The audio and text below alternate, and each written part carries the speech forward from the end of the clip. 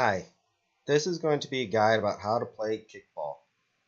I received a few requests last week about seeking help about where to stand and how to actually play the game better.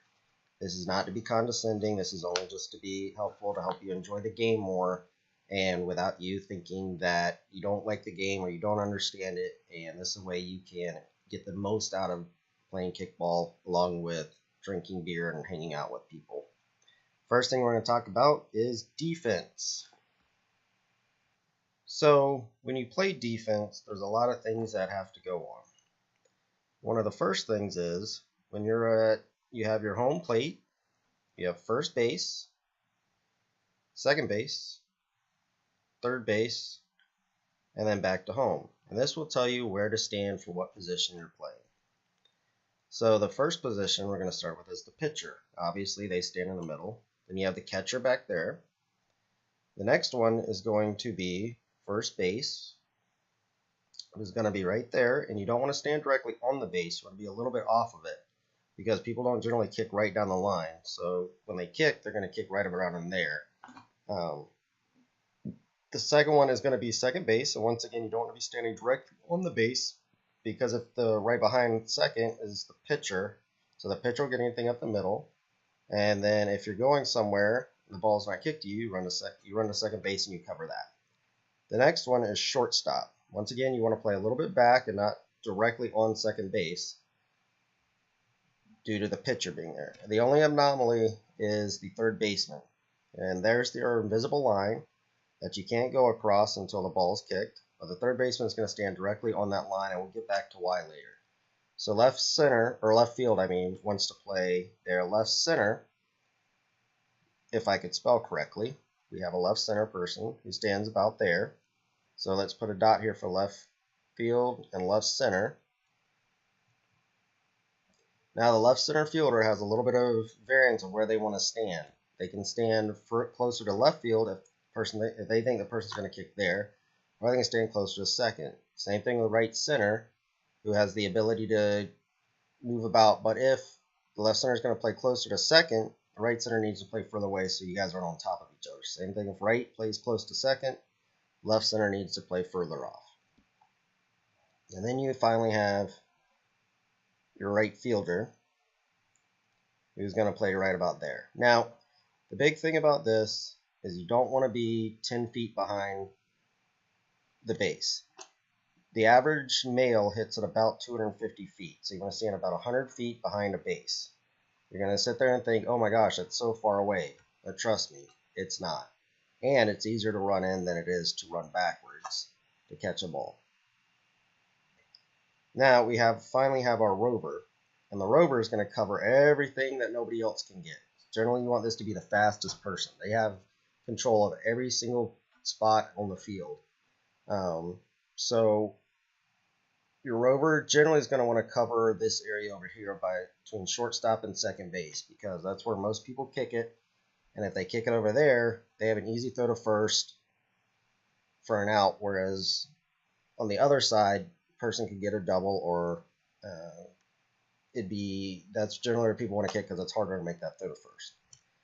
So as far as bunting, because we got caught with our pants down bunting a couple of times, whenever you have a bunter, the third baseman is going to want to charge in, and they always want to charge along the line because most people are going to bunt down that third base line. And remember, you cannot go past the line before the ball is kicked. So they charge in, and they want to cover all of this area. The pitcher, and that would then mean that the rover is going to have to cover the third baseman who's coming in case they do kick it over the third baseman's head or something to that effect.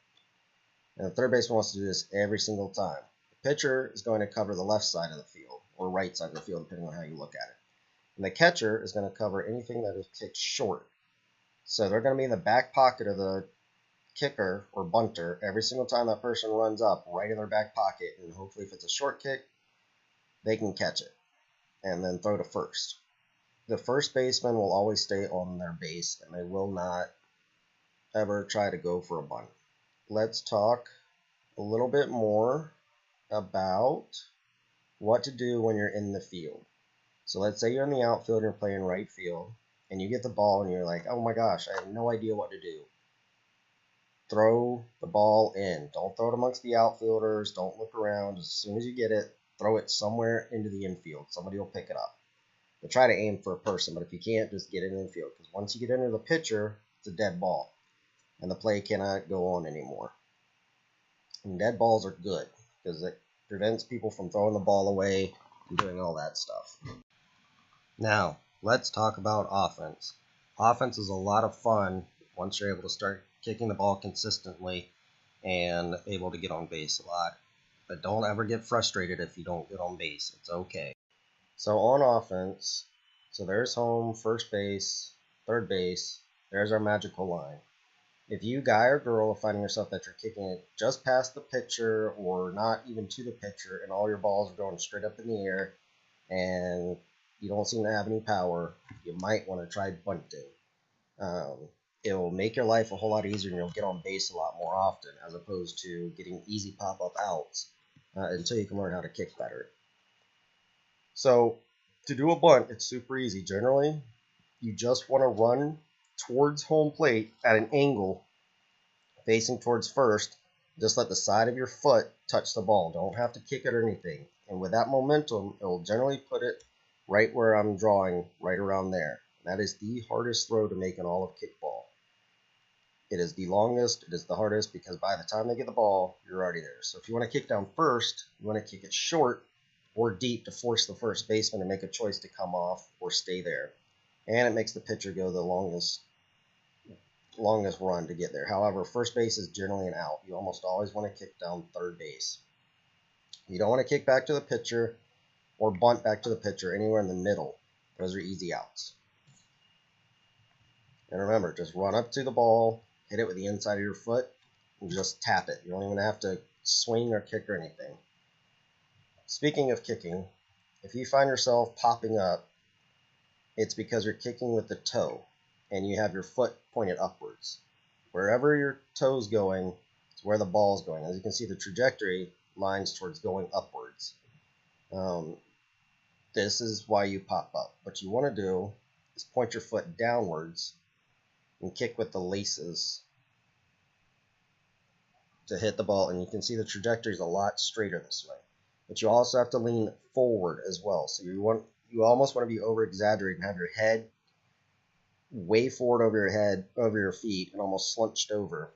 And this will provide you with a very good kick. And you don't have to boom it. You just sort of got to tap it. Because with the way the ball is coming in and your momentum of running towards it, it'll pop it right over the infielders' heads and you'll get a base hit nearly every single time.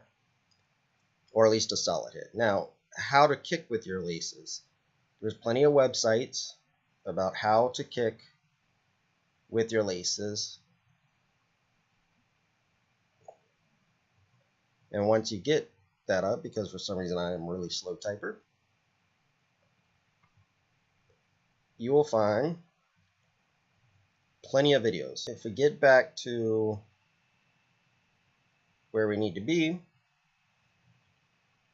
I just want everybody to have a little fun, and if you find yourself getting frustrated about not being able to kick or field or knowing where to field and you feel like you're not doing as well as you want to, hopefully this video will help a little bit. Oh, one last thing I want to talk about. So there's home and there's first base, and you got your regular base and your safety base. If you are running to first base and you touch if I could draw a straight line, and you touch the safety base, what you have to do, you can run past first base as long as you're still in foul territory. It is the only base you can do this on. You cannot do it on second or third. If you turn towards second and you get into fair territory, you can be called out. But as long as you stay in foul territory and you go straight and you're only going to first base, you can run through it, and this will help people to not have to slow down and avoid knee injuries or ankle injuries of making that sudden stop.